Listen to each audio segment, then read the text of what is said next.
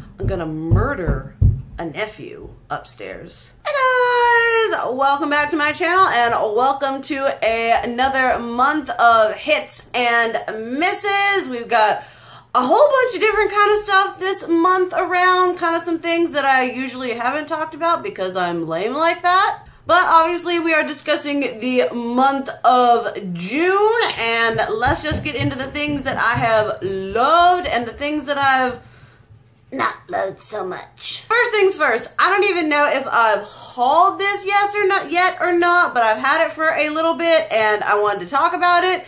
I recently went to Bath and Body Works with my, somewhat recently. Went to Bath and Body Works with my mother, and they're obviously Bath and Body, but I was like, hey, do you guys have a good exfoliator for dry skin that could be used on your face? And the lady said, oh, yes, of course. We got this mineral body polish plus hyaluronic acid in their like water line, whatever. It's just a like salt scrub going on here. It smells divine, and I have been using the crap out of this as part of my skincare routine. I don't do it every day because that's too abrasive on my skin.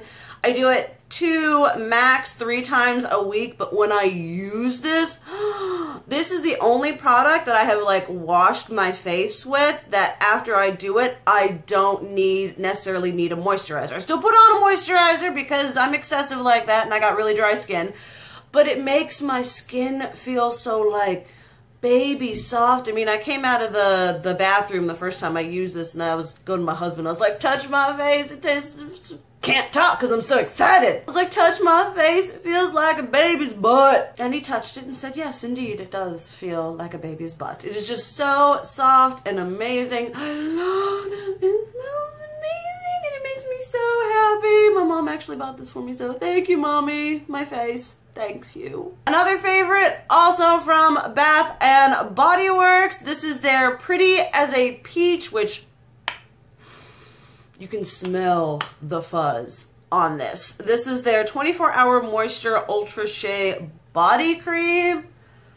When I take care of my body and my skin all over my body's like, who are you and what have you done with my host? But this leaves my skin feeling so soft, so amazing, so wonderful. I'm just like touching all my soft skin, and the smell lasts forever.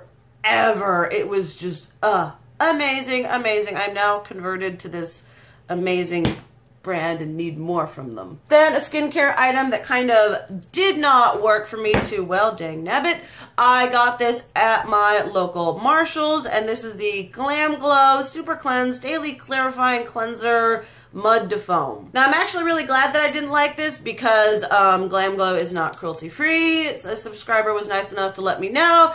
And mine didn't foam up very well. That might be because mine is old and that's why it's at Marshall's, but it didn't foam up very much. I used this for probably a little over a month straight, and this is the only thing I was using to wash my face, and I just didn't notice any amazing skincare benefits. It didn't make me matte. It didn't make me dewy. It didn't reduce my pores. It didn't clear up anything that I had. It made me a little less red. And for how much this is normally, just to make me a little less red, I don't need that. So definitely let me know if any of you guys have used this and it worked really well for you. I understand skincare is very, you know, preference based, but I was not impressed, especially for how expensive and how hyped up this brand is. Then something that I really, really loved, and I didn't know I was going to love it so much. I have a review on this. I will leave a link down below. The Manny MUA Life's a Drag palette. Y'all, I love this thing so stinking much. I didn't realize I was going to love it so much. But it's just so nice. The pigmentation, they blend beautifully. I love all the neutrals. I love the black, the white, the shimmers. It's just, for his first palette, as much as I dislike Manny MUA, I can't not say that this is a really good palette. I know a lot of people had issues with the layout. I think it's very well thought out because a lot of people like complain whenever they have like a neutral palette with like pops of color thrown in there. So I feel like if the shades were all willy-nilly, they'd be complaining about that. But now because they're like separated, we're complaining about that. We in the beauty community just seem to like to want to complain a lot. But I really enjoyed this palette. I've been pulling for it a lot more than I thought I would. I've used every single blinking color in here, some multiple times over, especially in this bright section. I just absolutely love it. And the packaging is amazing. I love everything about this is just like, Manny, I may not like you, but you did good. Then another, sorry, I got them all over here. Another favorite for this month, I don't know if I've hauled these either, are the Kat Von D 24 Hour Super Brow. I have mine in Roxy Purple and Lemmy Green. I kind of need all of them now. I just love this formula. I love the fact that she gave us really crazy shades to work with, but even if they're crazy shades and the formula's crappy, then what's the point? So I just, oh, it's like you're dealing with a cream. Like I'm gonna kill him. I love my niece and nephew, really, really I do, but I'm trying to film. They're like so saturated with pigment. They're amazing. And my dark Jewish brows, you cover them up real good. And also what I love about them is they're super pigmented and they're really creamy when you work with them. Is they're more like cream. I find like the Anastasia ones are like almost like oil based or something like that, but these are just so creamy. And then they dry down to the perfect matte. You don't have to set them. They're amazing. I need every single color. I need to throw out my Anastasia ones and just get these because they're so good. Then some things that kind of go hand in hand with each other that are a disappointment or just something that didn't really do it for me is the Anastasia Dream Glow Kit. I have a review on this. We'll leave it linked down below.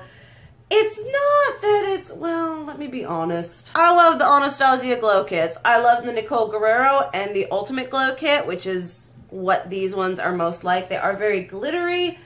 I just don't like working with them. Like they're just, I don't know if you can see in this one, like you just softly dip your brush in there and it looks like you've been like ka-cha, ka-cha, ka-cha. The glitter is so like chunky. Someone said it wasn't glitter. I'm not sure what it is because I'm pretty sure it's glitter. They don't go smooth on the skin like her normal glow kits, even like the Nicole Guerrero one. This one was just honestly mostly a bust formula wise than it was color wise because I absolutely love these crazy colors. But from a formula standpoint, it just, I was very disappointed. And then also alongside that, when you bought the Dream Glow Kit, they were like, hey, get our A23 brush for $10. Now, I don't wash my highlighter brush very often because usually I just dust it off on something. I've only washed this once, but even when I got it, they sent it to me. They stuffed it in the box and they had the bristles were like forced down like that. So they were sitting like that in the box as it came to me. And I don't know if you can tell, but it's like really like, does the thing even like, if I like cover my face, I don't know, but the bristles are like coming out on the sides and I was like really disappointed in that, especially considering the fact this is like a 20-something brush normally. And then for highlighting, it's okay. It's real good for the tip of my nose. And when I go to highlight here, even when I'm using products, highlighters that I know and love and I know they work, it just kind of like it doesn't catch the pigment and then it just disappears as you try to get it on your face. I was very disappointed, very glad I got it for $10 and not full price because I would have been exceptionally disappointed. I just don't know. Which leads me to something that I also don't know if I've hauled yet when this comes up. If I have, I will leave the videos linked down below. If I haven't, please stay tuned. This is from Shop Miss A, which I did do a whole haul. Like I said, I don't know if it's up or not. This is the AOA Studio F19, and this is one of the best dollars I've ever spent in my life. This is perfect for highlighting.